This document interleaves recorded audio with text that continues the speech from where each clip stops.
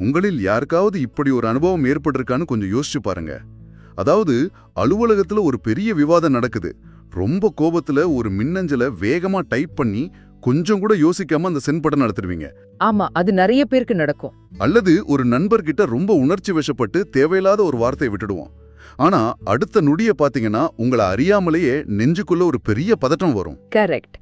அடடா, இது சொல்லிருக்க கூடாதே அப்படின்னு மனசு அடிச்சுக்கும். கண்டிப்பா. காற்றில் கலந்த அந்த வார்த்தைகளையும் இணையத்துல போன அந்த மெயிலையும் எப்படியாவது திரும்ப பிடிச்ச நமக்குள்ளே திணிச்சுக்கணும்னு ஒரு பதபதப்பு தோன்றும். அந்த ஒரு சிறு நொடியில நம்ம ஏன் அவ்வளோ பயப்படுறோம் பாத்தீங்கன்னா, நாம பேசின வார்த்தைகள் இப்போ நம்ம கட்டுப்பாட்டை மீறிடுச்சு அப்படிங்கிறது நமக்கு நல்லாவே தெரியும். அது ஒரு மிக மோசமான உணர்வு. அதாவது அந்த பதற்றம் ஒரு 20 வினாடிகள் மட்டுமே நீடிக்கலாம். ஆனா நீங்க உதிர்த்த அந்த வார்த்தைகள் ஏற்படுத்தும் விளைவுகள் சில சமயம் வாழ்நாள் முழுவதும் தொடரக்கூடும். உண்மைதான். ஏன்னா மனிதர்கள் மற்றவர்கள் செய்ததை கூட மறந்துடுவாங்க. ஆனா அவங்க பேசின வார்த்தைகளை அவ்வளோ எளிதா மறக்க மாட்டாங்க. ஒருமுறை வாய்விட்டு சொல்லப்பட்ட வார்த்தைக்கு அண்டு பட்டன் கிடையவே கிடையாது. அதுதான் நிதர்சனமான உண்மை. அதனாலதான் இந்த ஆழமான உரையாடல்ல நாம ஒரு முக்கியமான விஷயத்தை அலச போறோம். பல நூற்றாண்டுகளுக்கு முன்பு எழுதப்பட்ட சாணக்கியரின் தத்துவங்கள் அடிப்படையாக கொண்ட ஒரு காணொளியை எடுத்துக்கிட்டு அதை எப்படி இன்றைய நவீன வாழ்க்கைக்கு பயன்படுத்துவது அப்படின்னு பார்க்க போறோம். ரொம்ப சுவாரஸ்யமான தலைப்பு இது. ஆமா, சாணக்கியரின் மைய கருத்தே இதுதான். அதாவது ஒவ்வொரு முறையும் நாம தேவையில்லாமல் பேசும்போதும் நமது சொந்த அதிகாரத்தையும் மதிப்பையும் நாமே கொஞ்சம் கொஞ்சமா வெளியே கசிய விடுகிறோம். இது ரொம்ப ஆழமான கருத்து. அதனால இன்னைக்கு நேயர்களுக்காக நாம ஒரு மிஷன் கையில் எடுத்திருக்கோம். இந்த தத்துவங்கள் எல்லாம் ஒன்று திரட்டி அன்றாட வாழ்க்கையில பேச்சு கட்டுப்படுத்துவதற்கான ஒரு தெளிவான படிப்படியான வழிகாட்டிய, அதாவது ஒரு ஸ்டெப் பை ஸ்டெப் கைடு உருவாக்க போறோம். கண்டிப்பா இது ரொம்ப அவசியமான ஒண்ணு. சரி, இதை கொஞ்சம் விரிவா பார்ப்போம். இதை படிக்கும்போது எனக்கே ரொம்ப ஆச்சரியமா இருந்துச்சு. நாம எல்லோருமே சில நேரங்கள்ல அதிகமா பேசிட்டு பிறகு வருத்தப்பட்டிருப்போம். இதை உளவியல் ரீதியா நீங்க எப்படி பாக்குறீங்க? இப்போ இத உளவியல் ரீதியா பாக்குறது ரொம்ப அவசியம். இதுல ஆச்சரியப்பட வைக்கும் விஷயம் என்னன்னா, ஒரு மனிதன் தொடர்ந்து பேசிக்கொண்டே இருக்கும்போது உண்மையிலே அவன் மூளையில என்ன நடக்குது தெரியுமா? என்ன நடக்குது? அவனது மூளையின் ப்ரீஃப்ரண்டல் கார்டெக்ஸ் அப்படின்னு சொல்லப்படுற அந்த சிந்தனை மற்றும் தர்க்கத்திற்கான பகுதி மிகவும் சோர்வடைந்து விடுகிறது. ஓ அப்படியா? ஆமா, நாம பேச நமது கட்டுப்பாட்டு திறன் மெதுவாக குறையத் தொடங்குது. அதனால ஒரு கட்டத்திற்கு மேல நாம முழு விழிப்புணர்வோடு பேசுறது கிடையாது. அதாவது நாம என்ன பேசுறோம்னு நமக்கே தெரியாதுன்னு சொல்றீங்க. கரெக்ட். மாறாக நமது ஆழ்மனதில் உள்ள உணர்ச்சிகள், கோபங்கள், பயங்கள், ஏன் நமது ரகசியங்கள் கூட அந்த வார்த்தைகளில் தானாகவே கசிந்து வெளியேறத் தொடங்கும். ஒரு நிமிடம், இது கேட்பதற்கு சரியா தோன்றினாலும் எனக்கு இப்போ ஒரு சந்தேகம் வருது. சொல்லுங்க. நாம இப்ப கார்ப்பரேட் உலகத்துல இருக்கோம். இங்கே ஒரு மீட்டிங்ல நாம அமைதியா உட்கார்ந்திருந்தா இவனுக்கு எந்த விஷயமும் தெரியவில்லை, அதனால்தான் அமைதியா இருக்கான்னு முத்திரை குத்தி ஓரங்கட்டி விட மாட்டாங்களா? அது ஒரு பொதுவான பயம்தான். பல வேளைகள்ல, முக்கியமா சேல்ஸ் அல்லது மார்க்கெட்டிங் போன்ற துறைகள்ல நிறைய பேசுவதுதானே நமது வேலையே. இப்படிப்பட்ட சூழ்நிலையில அமைதியா இருந்தா அது நமக்கு ஆபத்து இல்லையா? மிகச்சரியான கேள்வி. இங்கே நாம ஒரு விஷயத்தை தெளிவுபடுத்தணும். அதாவது நெட்வொர்க்கிங் செய்வதற்காக பேசுவதற்கும் தேவையில்லாமல் உளறுவதற்கும் உள்ள வித்தியாசத்தை புரிஞ்சுக்கணும். சரி, நீங்க அலுவலகத்துல ஒரு மீட்டிங்ல அமைதியா இருக்கணும் என்பதன் அர்த்தம் நீங்க வாய் திறக்கவே கூடாது என்பது கிடையாது. நீங்க எப்போது பேசுறீங்க, என்ன பேசுறீங்க அப்படிங்கறதுல ஒரு திட்டமிடல் இருக்கணும். ஓ, ஒரு ஸ்ட்ராட்டஜி இருக்கணும். கண்டிப்பா. இப்போ இதே பொருளாதாரத்துல உள்ள தேவை மற்றும் வழங்கல், அதாவது சப்ளை அண்ட் டிமாண்ட் விதியோடு இணைத்து பாருங்களேன். சரி, சப்ளை அண்ட் டிமாண்ட். சந்தையில் ஒரு பொருளின் சப்ளை அதிகமா இருந்தா அதோட மதிப்பு என்ன ஆகும்? தானாகவே சரிந்துவிடும். தங்கம் ஏன் இவ்வளவு விலை மதிப்புடையதா இருக்கு? ஏன்னா அது ரொம்ப அரிதானது. அதே போலதான் உங்களின் வார்த்தைகளும். நீங்க தொடர்ந்து எல்லாவற்றுக்கும் கருத்து சொல்லிக்கொண்டே இருந்தால் கேட்பவர்களின் மூளையில் ஹாபிச்சுவேஷன் எனப்படும் ஒரு உளவியல் நிகழ்வு நடக்கும். ஹாபிச்சுவேஷன் அப்படின்னா நம்ம மூளை பழகி போறதுன்னு அர்த்தமா? சரியா சொன்னீங்க. எப்படி சொல்றது, ஒரு தொடர்ச்சியான சத்தத்தை மூளை எப்படி ஒரு கட்டத்திற்கு மேல் தானாகவே தவிர்த்து விட்டு அதை கண்டு கொள்ளாமல் இருக்க பழகிக் கொள்கிறதோ அதே மாதிரிதான். அதாவது ஃபேன் ஓடுற சத்தம் கொஞ்ச நேரத்துல நமக்கு கேட்காத மாதிரி. அருமையான உதாரணம். அதுபோலவே தொடர்ந்து பேசும் மனிதனின் வார்த்தைகளை எதிரில் இருப்பவரின் மூளை பின்னணி சத்தம், அதாவது பேக்ரவுண்ட் நாய்ஸ் போல பார்க்க தொடங்கிவிடும். இது ரொம்ப ஆபத்தான விஷயமா இருக்கு. ஆமா, நீங்க எவ்வளவு முக்கியமான விஷயத்த சொன்னாலும் அதை யாரும் கவனிக்க மாட்டாங்க. அந்த வார்த்தைகளின் மதிப்பு கிட்டத்தட்ட பூஜ்யமாகிவிடும். ஓ, ஓ, இது எனக்கு இப்போ நல்லாவே புரியுது. நான் இதை எப்படி பார்க்கறேன்னா, சொல்லுங்க. நாம தொடர்ந்து பேசிக்கொண்டே இருப்பது என்பது நமது வீட்டின் கதவை அகலமாக திறந்து வைத்துக்கொண்டு தெருவில் போவோர் வருவோரை எல்லாம் உள்ளே அழைப்பது போல இருக்கு. கண்டிப்பா. அதாவது, இதோ பாருங்கள், இதுதான் என் வீட்டின் பாதுகாப்பற்ற இடம், இங்கேதான் லாக்கர் இருக்கிறது அப்படின்னு திருடர்களுக்கு நாமே அனைத்தையும் சுற்றி காட்டுவதற்கு சமம். இது சரியா? மிகச்சரி. அது மட்டுமில்ல, அந்த லாக்கரோட பாஸ்வேர்டையும் நாமே சொல்வதற்கு சமம். அட கடவுளே, நாமே நம்ம பலவீனத்தை வெளியே சொல்றோம். ஆமாம். நாம சில நேரங்களில் தற்காப்புக்காகவே அதிகமா பேசுவோம். யாராவது நம்மை குறை சொன்னா உடனடியாக நம்மை நியாயப்படுத்திக் கொள்ள வார்த்தைகளை ஒரு கேடயமாக பயன்படுத்துவோம். எனக்கு இந்த அனுபவம் நிறையவே இருக்கு. ஆனா உண்மையில நடப்பது என்ன தெரியுமா? நாம் கேடயம் என்று நினைக்கும் அந்த வார்த்தைகளே நமது வீழ்ச்சிக்கான கதவை திறக்கும் சாவியாக மாறிவிடுகின்றன. ரொம்ப ஆழமான பாயிண்ட் இது. நீங்க எவ்வளவு அதிகமா பேசுறீங்களோ அவ்வளவு அதிகமா உங்களை தாக்குவதற்கான ஆயுதங்களை நீங்களே எதிராளிக்கு தர்றீங்க. இது அதிகமா பேசுறதுல ஒளிந்திருக்கும் மிகப்பெரிய ஆபத்து. சரி, வார்த்தைகள் அதிகமா வெளிப்படும் போது அதோட மதிப்பு எப்படி அதலபாதாளத்துக்கு செல்கிறதுன்னு பார்த்தோம். ஆமாம். அப்படியானால் மௌனமோ அல்லது குறைவான வார்த்தைகளோ எப்படி நமது அதிகாரத்தை உயர்த்துகிறது என்ற கேள்வி அடுத்ததா வருது. கண்டிப்பா. சாணக்கியரின் ஒரு புகழ்பெற்ற வரி ஒன்று இருக்கு. புத்திசாலி பேசுவதற்கு முன் சிந்திக்கிறான், முட்டாள் சிந்திக்காமல் பேசுகிறான். இதை நாம சிறுவயதிலிருந்தே கேட்டு வளர்ந்திருந்தாலும் இந்த மௌனத்துக்கு பின்னால் இருக்கும் உண்மையான அதிகாரம் என்ன? மௌனம் என்பது வெறும் சத்தம் இல்லாத நிலை கிடையாது. அது ஒரு வெற்றிடத்தை, அதாவது ஒரு வேக்யூமை உருவாக்குகிறது. வேக்யூம்? ஆமாம். மனித மூளைக்கு வெற்றிடம் என்றால் அறவே பிடிக்காது. நீங்க அமைதியா இருக்கும்போது எதிரில் இருப்பவரின் மூளை அந்த வெற்றிடத்தை எப்படியாவது நிரப்ப துடிக்கும். ஓ, அப்ப அவங்க தவிக்க ஆரம்பிப்பாங்க. சரியா சொன்னீங்க. அது ஒருவித எதிர்பார்ப்பை உருவாக்கும். நீங்க ஒரு கூட்டத்தில் அமைதியா இருக்கும்போது இவர் என்ன நினைக்கிறார், இவர் எப்போது வாய் திறப்பார் அப்படிங்கிற ஒரு தேடல, ஒரு டோபமைன் ஆன்டிசிபேஷனை மற்றவர்கள் மத்தியில் அது உருவாக்குது. இது ரொம்ப சுவாரஸ்யமா இருக்கு. இதை விளக்குவதற்கு எனக்கு ஒரு காட்சி நினைவிற்கு வருது. சொல்லுங்க, எந்த காட்சி அது? ஒரு முக்கியமான விவாதம் நடந்து கொண்டிருக்கிறது என்று கற்பனை செய்து பாருங்கள். அங்கு 2 மனிதர்கள் இருக்கிறாங்க. ஒருவன் அந்த அறையிலேயே தான் மட்டுமே புத்திசாலி என்பது போல தொடர்ந்து பேசிக்கொண்டே இருக்கான். சரி. தனது கருத்துக்களை திணிக்க பார்க்கிறான். அவனுக்கு எதிராக யாராவது பேசினால் உடனே குரலை உயர்த்தி பேசுறான். இதை நாம நிறைய மீட்டிங்ல பார்த்திருப்போம். ஆமா. இப்போ இன்னொரு மனிதன் இருக்கான். அவன் எந்த உணர்ச்சியும் முகத்தில் காட்டாமல் மிக அமைதியா எல்லோரையும் கவனித்துக் கொண்டிருக்கிறான். இப்போ சொல்லுங்க, அந்த கூட்டத்தின் முடிவில் என்ன நடக்கும்னு நினைக்கிறீங்க? அந்த அமைதியான நபர் பேசும்போது ஒட்டுமொத்த கவனமும் அவர் பக்கம் திரும்பும். எக்ஸாக்ட்லி. இது எப்படி இருக்குன்னா, ஒரு சதுரங்க விளையாட்டு, அதாவது செஸ் விளையாடுற மாதிரி இருக்கு. செஸ் விளையாட்டு, அருமையான ஒப்பீடு. எப்படி சொல்றீங்க? சதுரங்கத்துல நாம தொடர்ந்து நம்முடைய காய்களை முன்னும் பின்னும் நகர்த்தி கொண்டே இருந்தால் நாம வெற்றி பெற முடியாது. அப்படி செய்தால் எதிராளி நமது வியூகத்தை எளிதா கண்டுபிடிச்சிடுவார். உண்மைதான். அந்த அமைதியாக இருக்கும் மனிதர் என்ன செய்யறாருன்னா, சதுரங்க பலகைய முழுமையா கவனிக்கிறார். ஒவ்வொருவரும் எப்படி யோசிக்கிறாங்க, அவங்களோட பலம் என்ன, பலவீனம் என்ன என்பதை தரவுகளாக சேகரிக்கிறார். ஆமா, ஒரு பார்வையாளராக இருந்து கவனிப்பது. கரெக்ட். சரியான தருணத்திற்காக காத்திருந்து இறுதியாக அவர் வைக்கும் அந்த ஒரு ஒற்றை நகர்வுதான், பேசும் அந்த ஒரு சில வார்த்தைகள் தான் ஆட்டத்தையும் முடித்து வைக்கும். உள்வாங்கிக் கொள்கிறார். அந்த அறையே சத்தமிட்டு கொண்டிருக்கும் போது அவன் டேட்டாவை கலெக்ட் பண்றான். ஆமாம். கூட்டம் முடியும் போது அவன் அந்த தரவுகளை கொண்டு மிக துல்லியமாக ஒரு சில வார்த்தைகளில் ஒரு தீர்வை சொல்வான். அப்போ எல்லாரும் அமைதியா கேட்பாங்க. கரெக்ட். அந்த அறையே நிசப்தமாகி அவனை கேட்கும். இதுதான் மௌனத்தின் உண்மையான அதிகாரம்.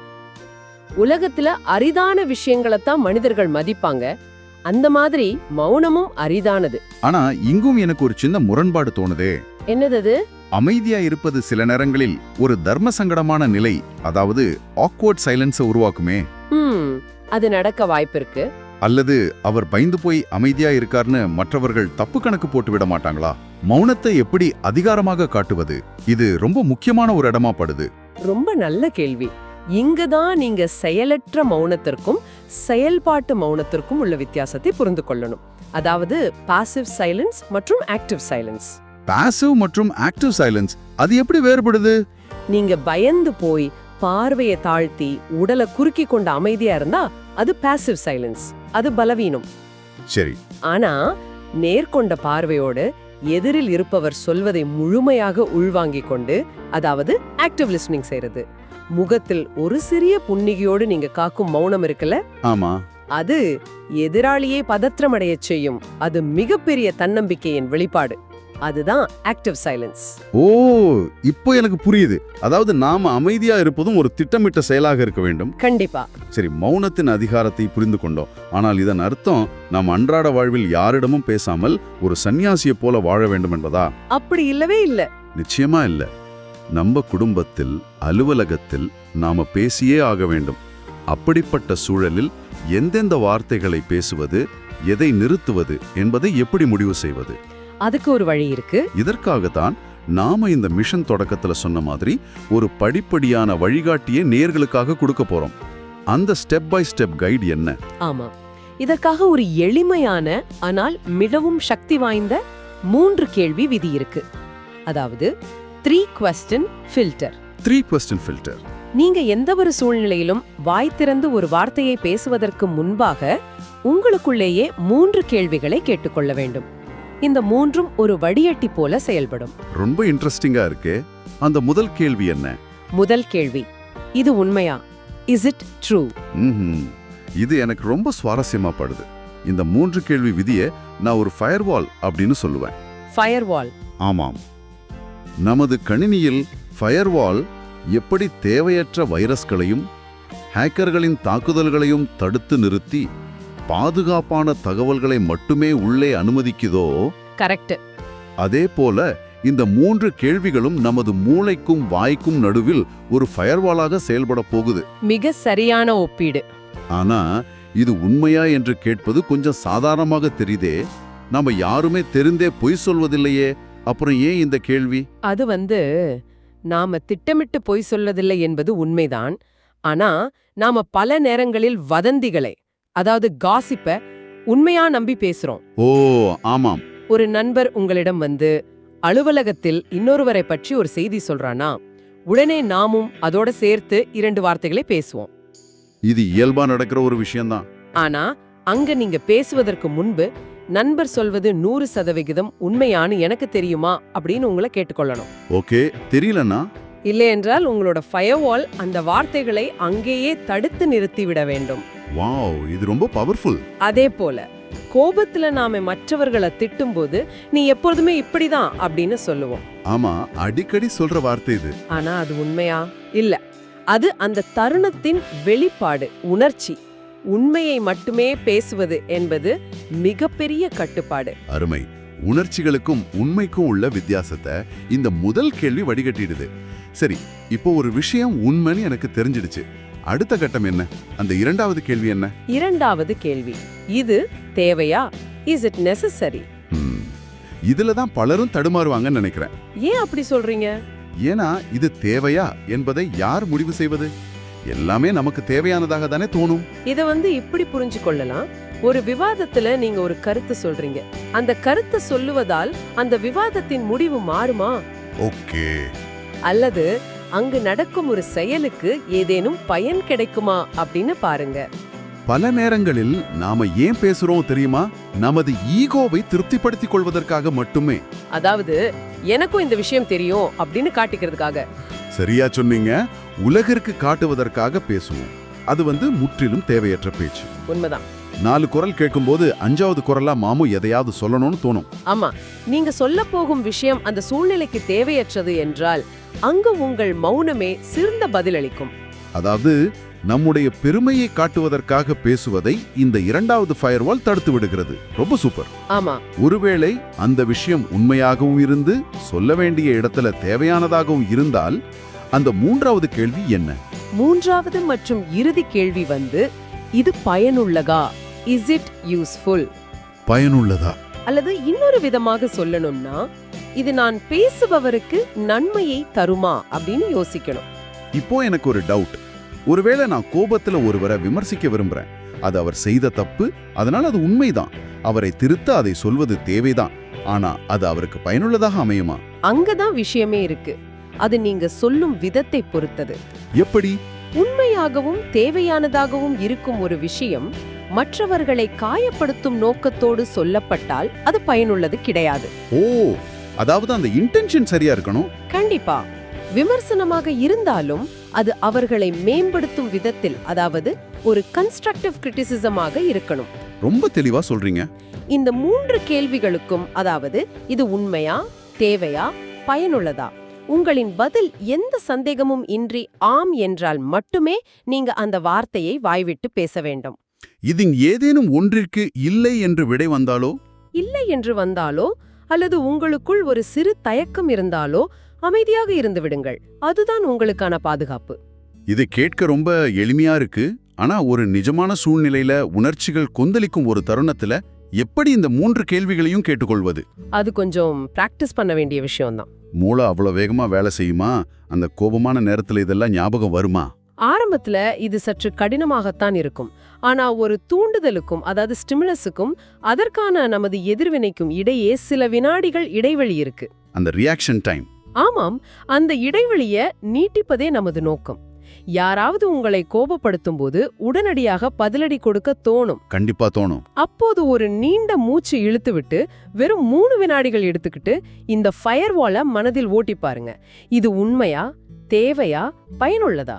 அந்த 3 செகண்ட் பாஸ் தான் நம்மள காப்பாத்த போகுது. எக்ஸாக்ட்லி. இந்த விதிய நீங்க தொடர்ந்து பழக பழக உங்களை சுற்றி நடக்கும் வதந்திகள், தேவையற்ற விவாதங்கள், உணர்ச்சி கொந்தளிப்புகள் அனைத்திலிருந்தும் உங்களை தானாகவே துண்டித்துக் கொள்வீர்கள். இது உண்மையிலே ஒரு மிகப்பெரிய தற்காப்பு கலை அப்படின்னு தான் சொல்லணும். நம்ம இதுவரை பேசியதை ஒருமுறை சுருக்கமாக பார்த்தால், மனிதனின் வாழ்க்கை வேறு எதாலும் வடிவமைக்கப்படுவதில்லை, அவனுடைய சொந்த வார்த்தைகளாலேயே உருவாக்கப்படுகிறது. 100% உண்மை. ஒவ்வொரு முறையும் நீங்க சிந்திக்காமல் பேசும்போதும் உங்களின் ஆற்றலை நீங்களே குறைத்துக் கொள்கிறீர்கள். அதே சமயம் எப்போது அமைதியாக இருக்க வேண்டும், எப்போது இந்த 3 கேள்வி விதியை பயன்படுத்தி சரியான வார்த்தைகளை தேர்ந்தெடுக்க வேண்டும் என்பதை கற்றுக்கொண்டால் உங்களை யாராலும் தோற்கடிக்க முடியாது. நீங்க அந்த கட்டுப்பாட்டை அடைந்து விட்டால் உங்கள் வார்த்தைகளுக்கான மதிப்பு தானாகவே உயரும். அப்புறம் பாத்தீங்கன்னா, நீங்க வாய் திறந்தால் உலகம் அதை கேட்க காத்திருக்கும். அதுதான் உண்மையான அதிகாரம். ரொம்ப சிறப்பா சொன்னீங்க. இப்போ நேயர்களான உங்களிடம் நான் வைக்கும் ஒரு சிறிய சவால் இதுதான். இன்று ஒரு நாள் மட்டும் நீங்க அலுவலகத்திலோ அல்லது வீட்டிலோ பேசும் ஒவ்வொரு வார்த்தைக்கும் முன்பாக இந்த உண்மையா, தேவையா, பயனுள்ளதா என்ற வடிகட்டியை பயன்படுத்தி பாருங்கள். நிச்சயமா ஒரு பெரிய வித்தியாசத்தை உணர்வீங்க. ஆமா, உங்கள் உறவுகளிலும் உங்களை மற்றவர்கள் பார்க்கும் விதத்திலும் ஏற்படும் அந்த வியக்கத்தக்க மாற்றத்தை நீங்களே உணர்வீர்கள். கண்டிப்பா. சரி, இந்த ஆழமான உரையாடலை முடித்துக் கொள்வதற்கு முன் உங்களை சிந்திக்க வைக்க ஒரு சுவாரஸ்யமான கேள்வியை முன்வைக்கிறேன். சற்று கற்பனை செய்து பாருங்கள். உங்களுடைய ஒவ்வொரு வார்த்தைக்கும் நீங்க 100 ரூபாய் செலவழிக்க வேண்டும் என்று வைத்துக்கொள்வோம். இது ரொம்ப இன்ட்ரெஸ்டிங்கான தாட் எக்ஸ்பெரிமெண்ட். ஆமா, உங்களிடம் பேசுவதற்கு மிகச்சிறிய பட்ஜெட் மட்டுமே இருக்கிறது. அப்படியென்றால் இன்று நீங்கள் பேச நினைக்கும் எந்தெந்த தேவையற்ற விமர்சனங்களை, வதந்திகளை, ஈகோவை வெளிப்படுத்தும் வார்த்தைகளை உங்கள் வாழ்க்கையிலிருந்து நிரந்தரமாக டிலீட் செய்வீர்கள்? சிந்தித்து பாருங்கள். மீண்டும் அடுத்த ஒரு ஆழமான ஆய்வு